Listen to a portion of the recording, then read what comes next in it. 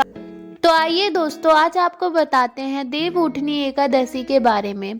देवउठनी एकादशी कार्तिक मास के शुक्ल पक्ष की एकादशी तिथि को कहते हैं। इस दिन भगवान विष्णु के साथ समस्त देवतागण 4 महीने की निद्रा के बाद जागृत होते हैं और सृष्टि का कार्यभार संभालते हैं।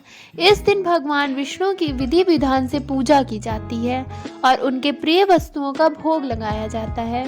इसके साथ ही पूजा में देवउठनी एकादशी की व्रत कथा का पाठ किया जाता है। इसका पाठ करने से भगवान विष्णु का आशीर्वाद मिलने के साथ ही आपको व्रत का दोगुना फल प्राप्त होता है। आइए देखते हैं देवउठनी एकादशी की व्रत कथा। देवउठनी एकादशी। एक राजा के राज्य में सभी लोग एकादशी का व्रत रखते थे। वहां की प्रजा, नौकरों चाकरों से लेकर पशुओं तक को एकादशी के दिन अन्न नहीं दिया जाता था।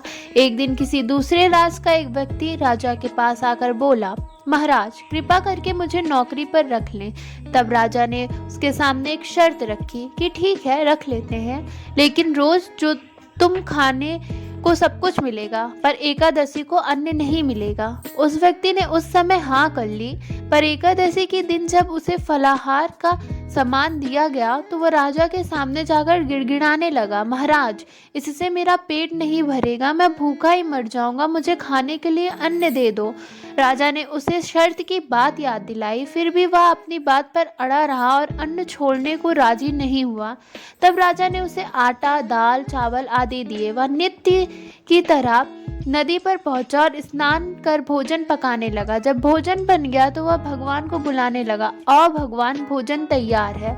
उसके बुलाने पर पीताम्बर धारण किए भगवान चतुर्भुज रूप में आए पहुंचे और प्रेम से उसके साथ भोजन करने लगे। भोजन आदि करके भगवान अंतर्धान हो गए तथा वह अपने काम पर चले गए। 15 दिन बाद अगली एकादशी को वह राजा से कहने लगा कि महाराज मुझे दोगुना सामान दीजिए।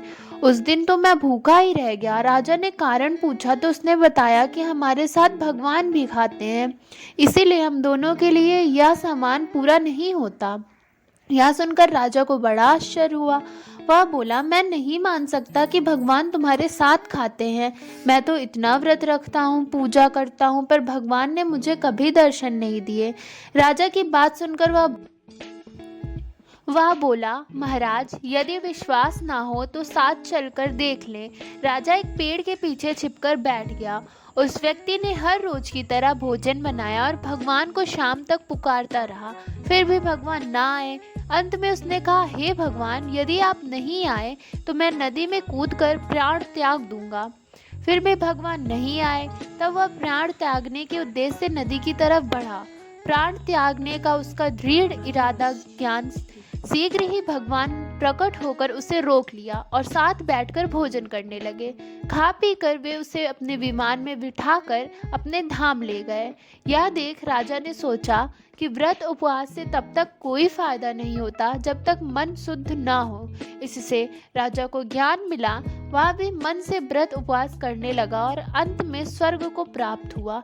अगर आपको कहानी अच्छी लगी हो तो हमारे चैनल को like, subscribe, share and comments करें।